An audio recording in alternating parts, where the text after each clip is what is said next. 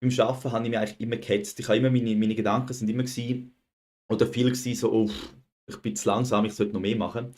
Sollte irgendwie noch schneller ans Ziel. Und das hat auch mitgezogen gehabt, dass ich auch schneller über den Platz haben müssen rennen oder selber gerannt bin, verfolgt von diesen Gedanken, dass ich, ja, wenn ich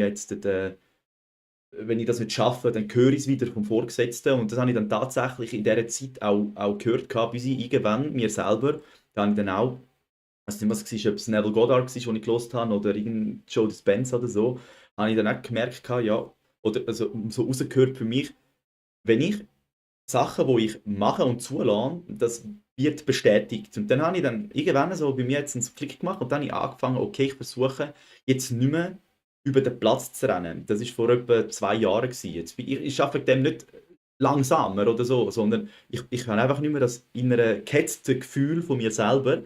Und ich habe angefangen, auf meinem Handy dann Dings stellen, einen Wecker stellen, wo alle Stunde wo alle Stunde einfach gestanden ist, atmen. Und mit dem habe ich verbunden, gehabt, dass ich einfach kurz oben runterkomme, dass ich einfach kurz einmal durchschnaufe. Und das Interessante ist, dass dann der Wecker auch der ein oder andere Monteur gehört hat.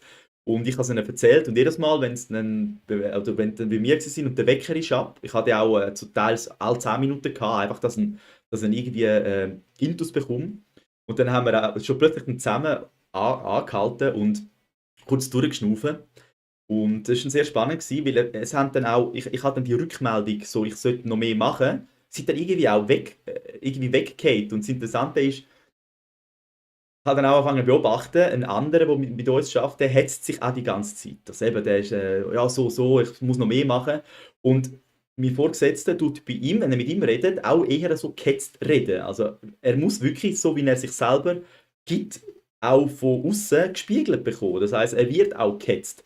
Und das Interessante ist, dass er dann der Vorgesetzte ihm dann so sagt, so, ja, machst du mal noch ein bisschen schneller. Schon auch als Witz, eben, die kennen sich auch schon lange, aber ob es jetzt ein Witz ist oder nicht, ich finde es gleich spannend, dass er das dann muss hören. Und, und bei mir am Telefon sagt mein Vorgesetzter, ja, nicht mehr zu streng oder nicht mehr zu lang. Oder? So ganz, ganz interessant, weil ich mich einfach nicht mehr hetzen lasse. Weißt du, so, weil ich mir einfach gesagt habe, okay, ich möchte nicht mehr gehetzt werden. Und es wird jetzt zurückgespiegelt, oder? Über eine Person, die beim einen sagt hopp hopp und bei mir sagt er, hey, einfach, wir haben genug Zeit. Und das finde ich sehr spannend, oder? Dass dann eigentlich der gleiche Mensch ganz anders reagiert bei verschiedenen Leuten.